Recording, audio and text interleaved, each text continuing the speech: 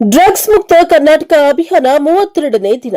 ಚನ್ನಗಿರಿಯಲ್ಲೇ ಜನಜಾಗೃತಿ ರಥಯಾತ್ರೆ. ದಾವಣಗೆರೆ ಜಿಲ್ಲೆಯ ಚನ್ನಗಿರಿ ತಾಲೂಕಿನಲ್ಲಿ ಡ್ರಗ್ಸ್ ಮುಕ್ತ ಕರ್ನಾಟಕ ಅಭಿಯಾನದ 32ನೇ ದಿನದ ಅಂಗವಾಗಿ ಜನಜಾಗೃತಿ ರಥಯಾತ್ರೆ ಹಾಗೂ ಮಾದಕ ವ್ಯಸನಿ ವಿರೋಧಿ ಜಾಗೃತಿ ಕಾರ್ಯಕ್ರಮ ನಡೆಯಿತು.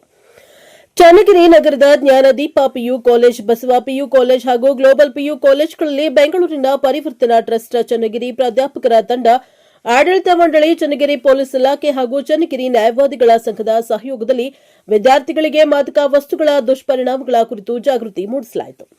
ಜ್ಞಾನದೀಪ ಪಿಯು ಕಾಲೇಜಿನಲ್ಲಿ ನಡೆದ ಕಾರ್ಯಕ್ರಮವನ್ನು ತಾಲೂಕಾ ಕಾನೂನು ಸೇವಾ ಸಮಿತಿ, ವಕೀಲರ ಸಂಘ ಮತ್ತು ಪರಿವರ್ತನಾ ಟ್ರಸ್ಟ್ ಸಹಯೋಗದಲ್ಲಿ ಉದ್ಘಾಟಿಸಲಾಯಿತು.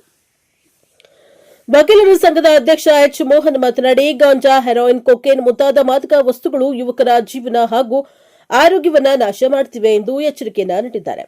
ಮಾದಕ ವ್ಯಸನದಿಂದ ಶಾರೀರಿಕ, ಮಾನಸಿಕ ಅಸ್ವಸ್ಥತೆ, ಸಮಾಜ ವಿರೋಧಿ ನಡತೆ ಹೆಚ್ಚಾಗುತ್ತಿದ್ದು, ಇದನ್ನು ತಡೆಯಲು ಪೊಲೀಸ್ ಇಲಾಖೆ ಕಟ್ಟುನಿಟ್ಟಿನ ಕ್ರಮ ಕೈಗೊಳ್ಳಬೇಕು ಹಾಗೂ ಯುವಕರಲ್ಲಿ ಜಾಗೃತಿ ಕಾರ್ಯಕ್ರಮಗಳು ಹೆಚ್ಚಾಗಬೇಕು ಎಂದರು. ಹೊದಿಗೆರೆ ಗ್ರಾಮ ಪಂಚಾಯಿತಿ ಪಿಡಿಒ ಯಶವಂತ್ ಕುಮಾರ್, ಚನ್ನಗಿರಿ ವಿಭಾಗದ ಪೊಲೀಸ್ ಉಪಾಧೀಕ್ಷಕ ರುದ್ರಪ್ಪ ಉಜ್ಜಿನಕೊಪ್ಪ ಮಾತನಾಡಿದರು.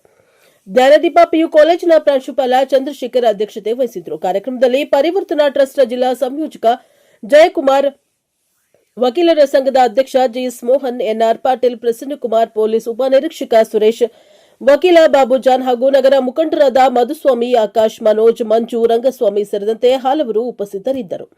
ಬ್ಯೂರೋ ರಿಪೋರ್ಟ್, ದೇವರಾಜ್ ಕೆನೆಲಿ ಹಂಕ್ಲು, fresh up over TV, Davanagere. ಯಾರು ಯುವಕರು ಇರ್ತಾರೆ, ಯಾರು ಆಕ್ಟಿವ್ ಇರ್ತಾರೆ, ಅವರೇ ಜಾಸ್ತಿ ಓಡಾಡೋದು ರಸ್ತೆಗಳ ಮೇಲೆ.